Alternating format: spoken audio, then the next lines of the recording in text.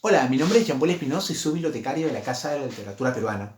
Quiero comentarles que desde hace algunos meses nuestra área viene recopilando fuentes bibliográficas sobre algunas figuras clave de la literatura peruana para que a mediano plazo podamos crear un repositorio institucional que provea de material de investigación a las personas interesadas en los estudios literarios peruanos.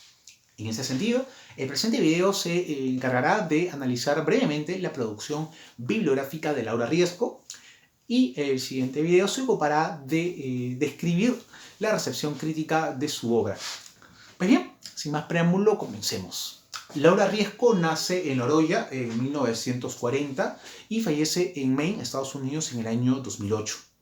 Se suele pensar que su narrativa se circunscribe únicamente a dos libros: El truco de los ojos, del año 1978, y Ximena de dos caminos, de 1994. Sin embargo, la pesquisa bibliográfica revela que Laura Riesco también incursionó en la narrativa breve, específicamente en los cuentos. Y, por si fuera poco, también se desempeñó como una poeta en sus primeros años. Estas dos facetas de cuentista y poeta serán analizadas en la parte final de nuestra exposición.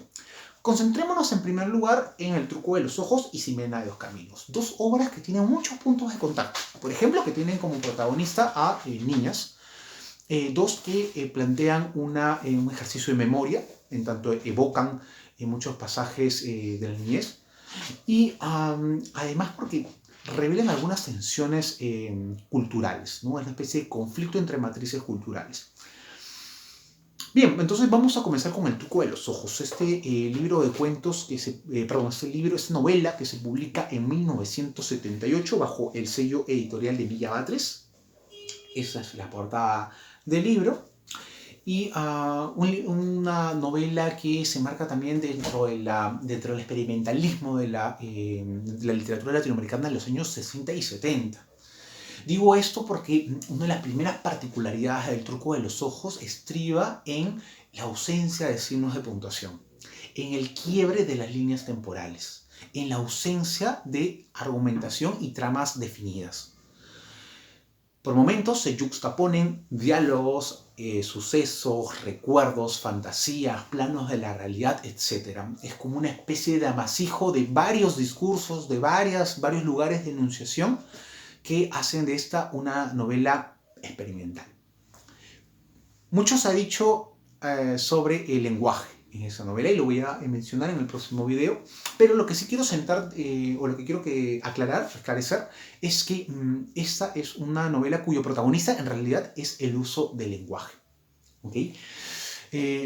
Lo que podemos entender un poco de la novela es la vida de una niña con su hermana y su círculo familiar que viven en las transformaciones de la ciudad de Lima, una ciudad que poco a poco va incorporando elementos foráneos, ¿no? Como la cultura pop, por ejemplo, la influencia del inglés, la música, el baile, etc.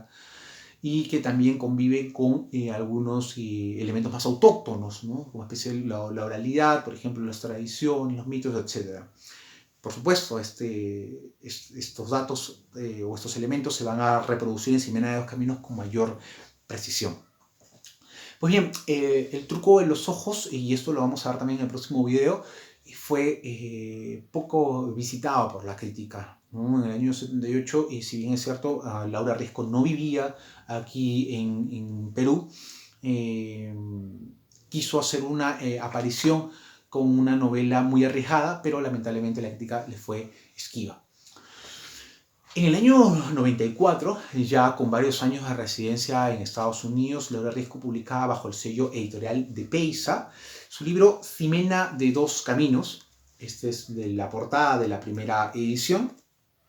Y se van a reproducir aquí unos elementos que ya he mencionado, ¿no? El tema de las niñas, el tema de las matrices culturales en conflicto, el tema de... y como el título lo dice, una persona que está atravesada por dos culturas, ¿no? Por un lado, la cultura occidental, la cultura foránea, y por otro lado, la cultura andina. Es la historia de Ximena, ¿no? Que vive en un campamento minero, en una comunidad andina, y cuyos padres tienen una solvente posición económica, ¿no? El padre incursiona en el negocio minero y la madre es descendiente de algunos hacendados. La niña, sin embargo, crece más bien con personas que se han criado o que se han formado dentro de las comunidades del interior del país.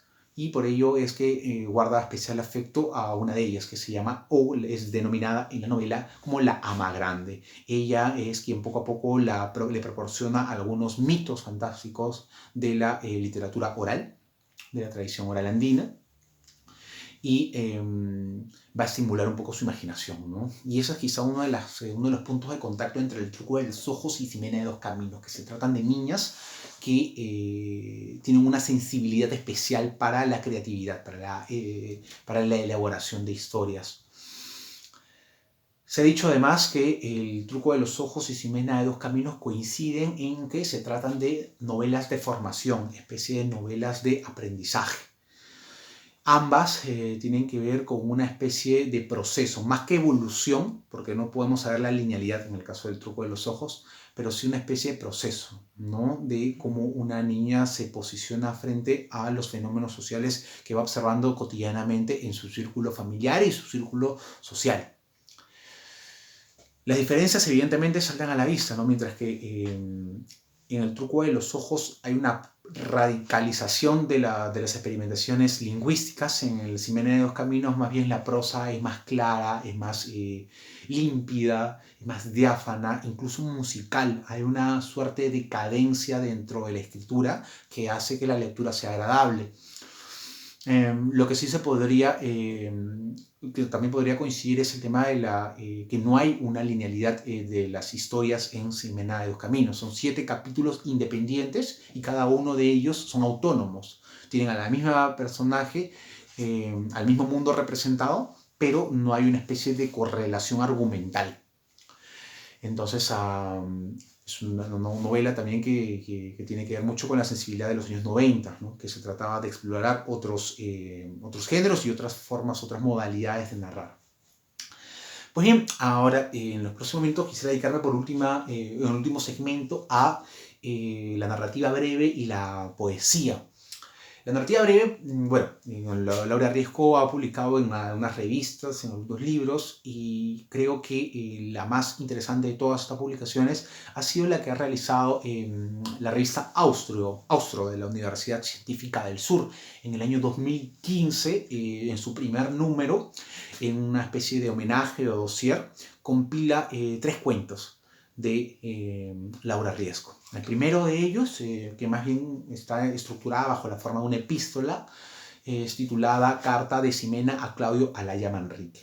Ahí el personaje principal de Ximena de dos caminos entabla una correspondencia con el personaje de la novela de Edgardo Rivera Martínez, Claudio Ayala, ¿no? La novela de País de Jauja. Pues bien, la carta va a ser muy importante porque va a poner de manifiesto cómo los personajes mismos están dialogando, ¿no? Y es interesante porque Ximena se permite algunas ironías con su par Claudio Ayala y tiene estos juegos también con el lenguaje, reflexionan sobre la escritura y ponen de manifiesto también la coincidencia de haber crecido en ambientes que tienen que ver con matrices culturales, en el caso de Ximena en conflicto y en el caso de Claudio Ayala en armonía, ¿no? El segundo cuento es Alfombra Mágica. Es un cuento publicado en la revista Diégesis en el año 2004 y que también pone a una niña en el centro de la narración y también una especie de evocación, ¿no? Eso es muy interesante porque da cuenta de una propuesta sostenida de Laura Riesco por indagar en los territorios de la memoria, ¿no?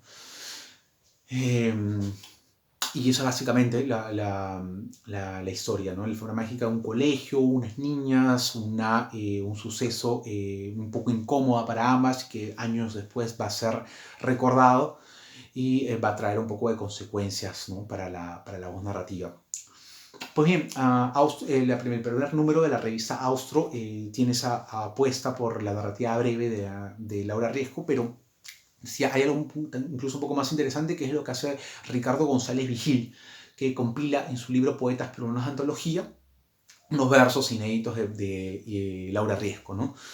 Inéditos en cierta parte porque un grupo de ellos ya había sido publicado en la revista Páginas con un comentario de Eduardo Urdanibia en el año 93, pero aquí González Vigil incorpora otros poemas, ¿no?